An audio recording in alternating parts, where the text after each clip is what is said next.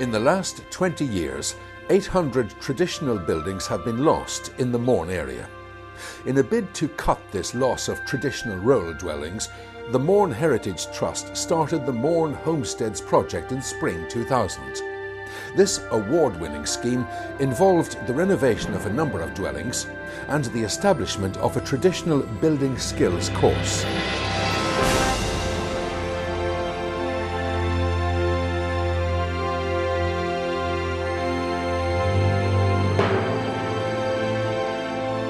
Traditional houses such as this one behind us have been disappearing across the countryside for quite a number of decades for a number of reasons. Rural depopulation was obviously an issue, but combined with that there were very few incentives for people to restore these types of buildings. For instance, it was often easy to get planning permission for a replacement dwelling, for which people could also get replacement dwelling grants. So the economic incentives all pushed people away from restoration, as did the VAT regime, where to restore a house one is charged VAT, but to build a brand new house there is no VAT.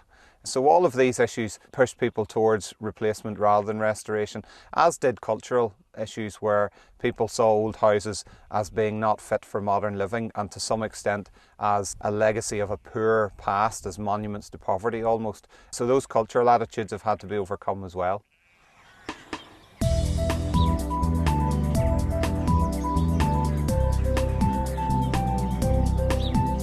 Well, there are a number of benefits to saving these types of buildings. Obviously, they're fantastic looking with a great degree of character that blend into rather than jar in the landscape. And along with that, you preserve the history and family associations. And then, of course, we have the environmental benefits where rather than build from scratch a new house with all the energy that takes to do, this is a restoration of a house that is already there, and so is a very energy efficient approach. The Mourne Homestead scheme originated back around about 2000, around the turn of the millennium, and it was born out of a recognition of the alarming rate at which these traditional dwellings were being lost in the countryside. And essentially it provided incentives for people to keep them. We asked for applications from people who had an old traditional dwelling and who were interested in restoration, and from those selected a number that were indicative of the types of styles of dwelling that you get across Mourne, 7 in total. And from a range of funders then, funding was attracted to put in place the restoration, and then the buildings were returned relatively recently to their original owners on the condition that they would be lived in full time by a person with a local connection. So this was not adding to the stock of holiday homes in the area, but bringing people back into communities on a full-time basis.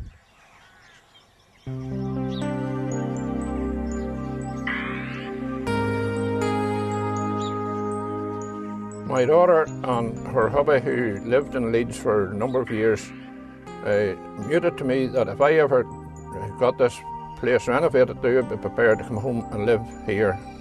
And we are pleased to have her back home living in Northern Ireland beside the rest of the family.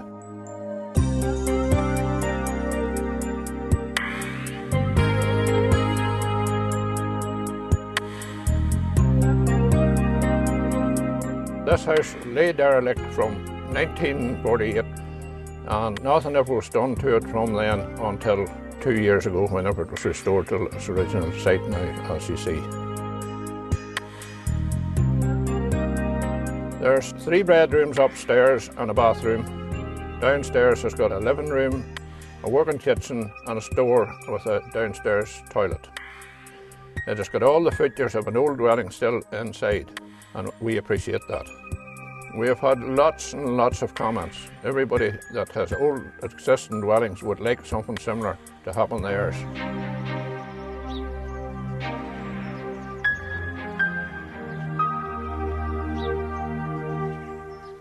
We faced a number of challenges with the homestead scheme, simply getting the skills necessary to restore these old buildings, because in a lot of ways those skills, traditional stone masonry, lime washing, etc., traditional joinery, have often died out. So that was quite a challenge.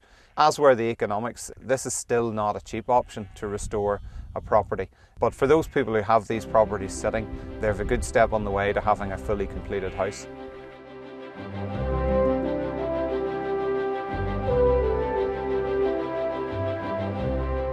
This was built by my great-great-grandfather William Ronan sometime between 1830 and the late 1840s. And it was lived in by the different generations of the family up until 1962.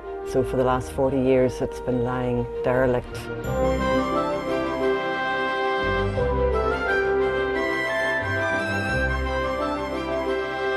It was always sad to watch it deteriorate, but because it became a listed building, we could never foresee ourselves doing it up. So when the Mourne Heritage Project came along, it was really like a gift. It offered us an opportunity to restore it to its original glory, but also make it livable in for somebody today. When I started looking about, this was the only cottage that came up. And when I came and looked at this place and I met the people who owned it, Bernadette and her sisters and that, what more can I say? I fell in love with the place immediately. I've lived in modern houses in different places and in different countries too. There's a sense of belonging here, a sense of peace in a building like this. There is a sense of the people who came before you. Even though it's really a modern house, there's an awful lot of original features. The original windows have been redone and the doors are original, and there's a little yard between the barns and the house.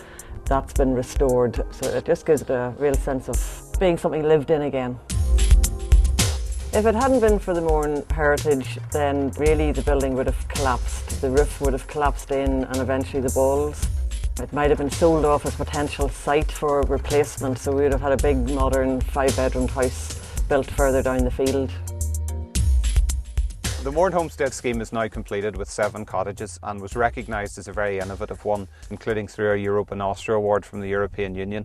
Unfortunately, the funding for the scheme has run out, so the Trust does not now have funding available for further restorations. But what we do have is the experience and example and demonstration of these types of buildings being restored, and we hope that that will inspire people to do similar.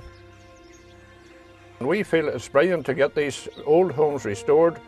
It brings more children to the schools, it brings more people to churches, and it's starting to populate a rural area that was becoming very vacant of people.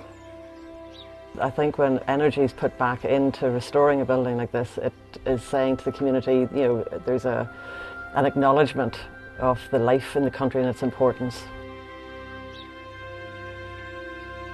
We have a handbook that accompanied the scheme, which is called Traditional Buildings in Ireland, that provides a full range of guidance to anyone interested in undertaking a restoration, from the practical techniques through the planning system, sources of advice, guidance and funding, and that's available from our website www.mournelive.com. This innovative scheme shows that the quick fix of demolishing and replacing houses in the countryside is not always the answer.